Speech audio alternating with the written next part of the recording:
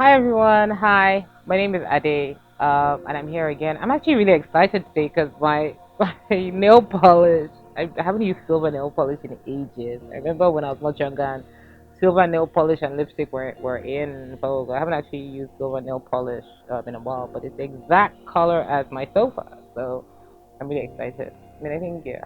Anyway, today I'm gonna do the vlog is gonna be on something that is was a very personal issue for me, and the reason why I wanted to talk about it was because it's something that comes very insidiously, and we generally don't know that we're even dealing with this.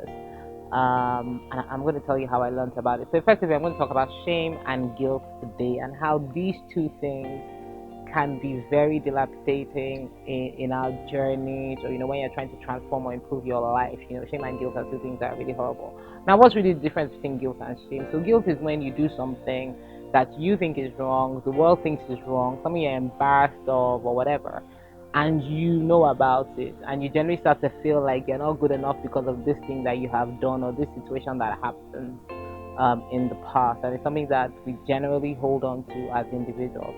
Now, the extreme of guilt is shame. So shame is, now not only is it personal, so you're not the only one that knows about it, but a ton of people know about it, or a group of people know about it. So you have done something that is embarrassing, but now people know about it. There's shame. So imagine you are walking, looking really good, walking really well, and then you take a massive fall where there are a lot of people. You get a bit embarrassed and a bit ashamed because people have seen you. Whereas if you're on your own, you'll get up, dust it up, and keep moving, but keep thinking, oh, how did I do that? How did I fall? So that's essentially what it is. Now, with Eat, Pray, Purpose, the whole idea is that I speak from my own experience anyway at the end of the day. So I'm going to tell you how shame and guilt were emotions I was feeling in my life, and I didn't even realize I was feeling them. So after I got a divorce now, because everybody turns around and says, "Oh, okay, you as a divorced single mother." I mean, I'm not sure anybody. It's not something that we necessarily are super proud of, but it was something I experienced, and as a result of that, there was first of all a lot of guilt, but more than that, a lot of shame. Shame because people knew about it. Shame because I'm not the sort of person that will hide stuff. I'm just not. I've never hidden. I'm very open about being divorced, or you know. I just generally, it's not in my nature to hide something that people are going to find out eventually anyway. And so there's a lot of guilt, a lot of shame, and as a result, a lot of condemnation. Now, as a shamed person, the default is that you will shame other people to make yourself feel better. So how was I going to deal with these emotions? Now, the interesting part was, not only did it not was it there evident, something that was a stumbling block, it made me feel very unworthy. So I couldn't go to God and have, which really is the only place where I was going to get any sort of help, any sort of redemption. I couldn't even go to God and say, say and believe for a better marriage. So it didn't matter how much I was praying, the fact that I couldn't even believe it or see myself there as a result of this shame was probably not going to happen. I couldn't believe God for joy in my life. I couldn't believe God for certain things because I thought there was this massive issue hanging around me. So literally this morning I was getting ready for work, and I just started listening to a message, and it was on shame and guilt. And it was like, I'm not joking, the aha moments of a lifetime. I was like, what? And I think it's even more scary when you don't know that you're dealing with these emotions. You don't know that this is what is stopping you, or what is hindering you from moving to the next level of your life.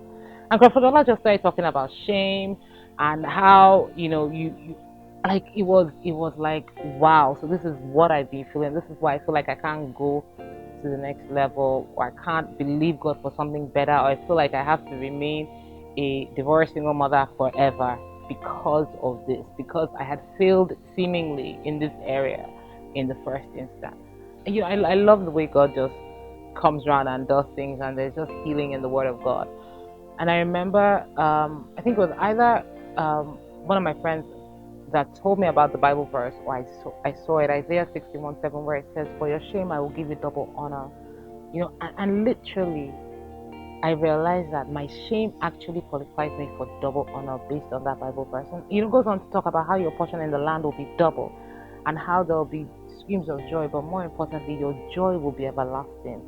And I just thought, it's so interesting how the world tells you, because you've been through this, because you've gone through that, right? Nothing no good can come out of you, or nothing good can come out of you, or nothing sensible can come out of you. But that's not what the Word of God says. The Word of God says, "You are shame. For your shame, I will give you double honor." And there are a load of Bible verses that talk about shame. And I've made a conscious decision that the final authority in my life will be that Word of God. That will be my final authority. That is the position I will go to understand how to live my life. So, and I started to meditate on that. I started to think on that. I started to believe that for myself. And slowly the shame and the guilt disappeared. Like, so I wasn't even trying to change anybody's impression of, okay, well, whatever opinions you have are your opinions, and you can't really control anybody's opinions. But what you can do is choose what you believe for yourself. And as a result of that, if you are focusing on double honor for your shame, God will give double honor for your shame. That is what you begin to focus on. Those are the things that will work for you. Those are the experiences you will draw into your life, and that is what you will see. And for me, that became my authority. So I'm going to close this episode up here, and we'll pick up next week on a different episode, something totally different. So I'm just gonna reiterate again, because I know how important this is. If you ever think of shame, guilt, condemnation, just go back into the Word of God and check what they say, what that says about you, because there are loads. And when I say loads of promises centered around these things, just depends on what you decide to take, whose voice you decide to hear, what you decide to believe. So I'm trusting you enjoyed this. Please follow me on Facebook, Twitter, Instagram, and YouTube. The links are all below. Thank you very much. Have a good day. Bye. I'm loving this nail polish. Like, absolutely loving it. All right, silver. I'm excited. Bye, bye, guys. Bye, guys. Have an extremely beautiful week. Bye.